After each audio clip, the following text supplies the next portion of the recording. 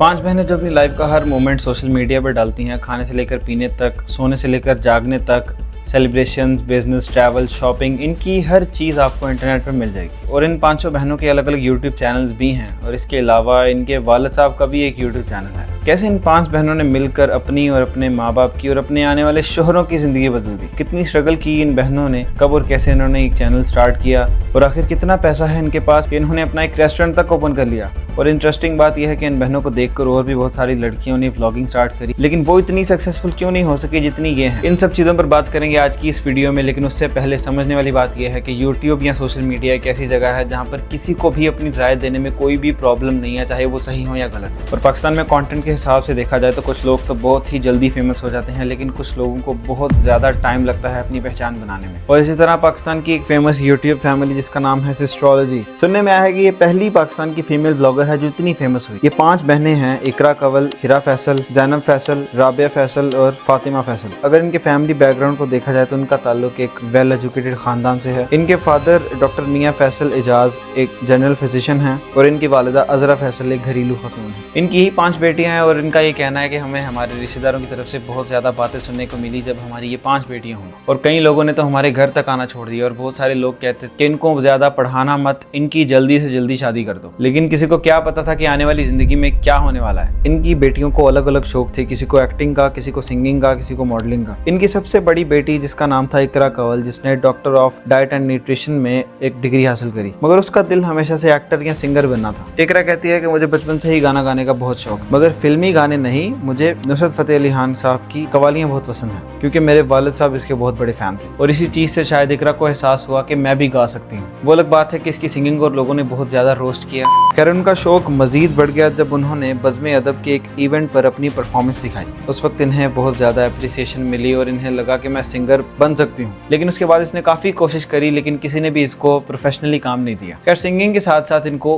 Painting का भी बहुत शौक था और इनके मुताबिक इनका ये शौक धीरे धीरे एक स्किल बन गया और लोगों ने इसको पसंद भी किया, लेकिन इस शौक ने भी इनको फिर इन्होंने एक्टिंग के लिए धक्के खाना शुरू किए। कुछ कमर्शियल्स किए, डिफरेंट शोज में होस्टिंग करी, ड्रामा में छोटे मोटे रोल किए, मगर इतने पापड़ बेलने के बाद भी इनको इंडस्ट्री में कोई जगह नहीं मिली। फिर कुछ ऐसा हुआ कि जहां कोविड ने बहुत सारे लोगों की जिंदगियां बर्बाद कर दी, इनकी जिंदगी संवार दी। कोविड-19 के दौरान पूरी कंट्री में लॉकडाउन लगा हुआ था और लोग अपने घरों में कैदियों की तरह रह रहे थे और बाकी सब की तरह लॉकडाउन की वजह से ये भी घर में ही रहती थी। लेकिन इन्होंने इस चीज का फायदा उठाया और यूट्यूब पर व्लॉगिंग स्टार्ट किया। इन्होंने अपना चैनल 2016 में बनाया था, लेकिन वो चैनल मोनेटाइज 2018 में आकर हुआ। इससे पहले ये अपने चैनल पर शॉर्ट्स में हेयर स्टाइल, मेकअप और फन एक्टिविटीज की वीडियोस अपलोड किया करती थी। इन समय इनकी तीसरी बहन फातिमा फैसल, जो कि एक फनी कैरेक्टर बन के कंटेंट अपलोड किया करती थी, उसको लोगों ने काफी पसंद किया और इन्हीं चीजों को दिमाग में रखते हुए इन्होंने अपने कंटेंट की स्ट्रेटजी को इस हिसाब से बनाना शुरू कर दिया। और जैसे कि चैनल सारी सिस्टर्स का था, इसलिए इन्होंने अपने चैनल का नाम रख दिया सिस्ट्रोलॉजी। फर्स्ट व्लॉग में इन्होंने देसी आंटी का कैरेक्टर बनाकर एक फनी वीडियो बनाई जो लोगों को बहुत ज्यादा पसंद आई। और इसी तरह इन्होंने बकरा ईद पर भी फनी कंटेंट बनाया, उसको भी लोगों ने बहुत ज्यादा अप्रिशिएट किया। फनी कंटेंट बनाती थी, मजाक करती थी, देसी टिपिकल आंटियां बनकर टिपिकल इश्यूज पर बात करती थी और लोग बहुत एंजॉय करते थे। अब वीडियोस वायरल होने लगी, उनसे पैसे आने लगे। फिर उन्होंने सीरियस व्लॉगिंग स्टार्ट कर दी,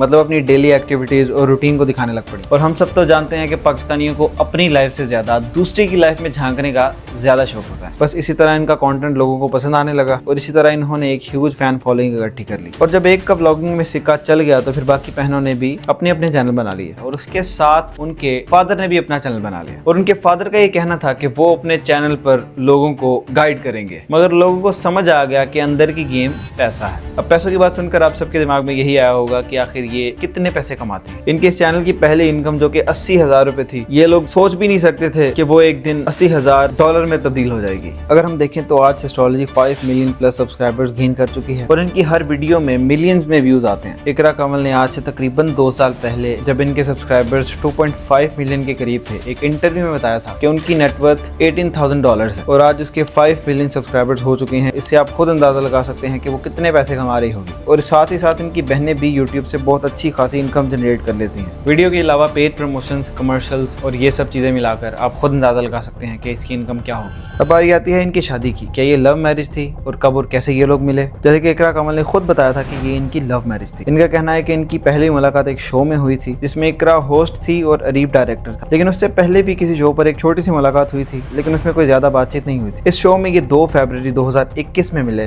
और यही उनकी पहली मुलाकात थी और बस फिर इसी शो में इनकी बॉन्डिंग स्ट्रांग हो गई। इन्होंने रिलेशनशिप में रहकर वक्त गुजारने से बेहतर ये समझा कि हम अपनी फैमिलीज को इन्वॉल्व करके बात को एक प्रॉपर तरीके से आगे बढ़ाएं और दोनों फैमिलीज ने आपस में मिलकर रिश्ता तय कर दिया। अब ट्विस्ट ये आया है कि अरीब व्लॉग्स में कब आया, क्या वो भी एक व्लॉगर था? तो यहाँ ये पॉइंट आपका क्लियर कर दूं कि वो एक व्लॉगर नहीं था और ना ही वो कोई इन्फ्लुएंसर था, वो एक कैमरा शाय पर्सन था। वो कैमरे के सामने आना ही नहीं चाहता था, लेकिन गलती से उसकी एक क्लिप हिरा के व्लॉग में आ गई। बस फिर अवाम ने पकड़ कर उसको टिकटॉक पर अपलोड कर दिया और ये कहना शुरू कर दिया, वीडियो में कुछ गौर किया आपने? बस फिर इसी वजह से उसको फैमिली व्लॉगिंग की दुनिया में आना पड़ा और फिर इकरा ने एक प्रॉपर व्लॉग बनाकर अपने हस्बैंड का इंट्रोडक्शन करवाया। इसी तरह अरीब को ना सिर्फ वो अपने व्लॉग्स में लेकर आए बल्कि उसका अपना अलग से चैनल भी बनवा दिया। फिर उन्होंने मजीद पैसे कमाने के लिए अपनी शादी का हर इवेंट व्लॉग करना शुरू किया। पहले एंगेजमेंट का इवेंट, फिर निकाह सेरेमनी, फिर शादी के इवेंट्स, फिर शादी के बाद हनीमून पर जाने का व्लॉग। मतलब जितना खर्चा इन्होंने किया उससे कहीं ज्यादा इन्होंने अपने व्लॉग से कमा लिया। और फिर डिफरेंट कंट्रीज को घूमने के बाद लास्ट में आकर इन्होंने एक उम्रा भी किया ताकि साथ साथ अपना खाता क्लियर होता जाए। फिर अरीब सोशल मीडिया पर इस बात से भी जलील हुआ कि तू बीवी के पैसे पर घूमता है और वाकई ये सवाल उठना भी बनता है कि क्या अरीब खुद कुछ नहीं करता और लोग इसकी एजुकेशन के बारे में भी सवाल करते हैं। तो अरीब ने BS ऑनर्स मैथ्स कम्युनिकेशन में किया और ये एक डिस्पैच कंपनी रन करता है अपने 2 दोस्तों के साथ। और इसके अलावा इनका एक और बिजनेस भी है जो इन्होंने रिसेंटली स्टार्ट किया अपने 2 सोशल मीडिया फ्रेंड्स के साथ, डकी और रूब के साथ। इनका कहना है कि इस रेस्टोरेंट के पीछे इनकी 2 साल की मेहनत है और इसका नाम 4 रेस्टोरेंट इसलिए है क्योंकि इसे 4 लोगों ने मिलकर बनाया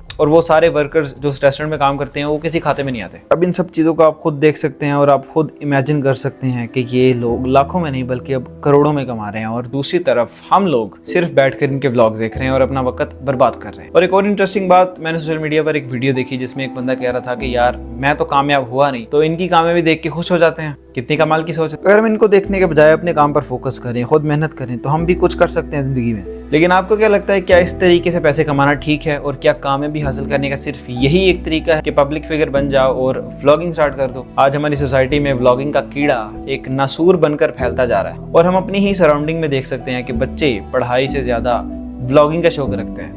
रिसेंटली एक वीडियो वायरल हुई एक बच्ची की जिसमें एक बच्ची का कहना था कि मैं इकरा कमल को देखकर उसकी ही जैसी बनना चाहती हूँ और इस जैसी सैकड़ों बच्चियां इनको देखकर इंस्पायर होती हैं और ये काम करने के लिए मोटिवेट होती हैं। आपको क्या लगता है, हमारी यूथ ने जिन लोगों को अपना रोल मॉडल बनाया है उनके पीछे चलकर वो हमारे मुल्क का क्या हाल करेंगे? उम्मीद है आपको वीडियो अच्छी लगी होगी। अपना ख्याल रखिएगा और अपने ख्यालात का इजहार कमेंट्स में ज़रूर करिएगा। Thank you.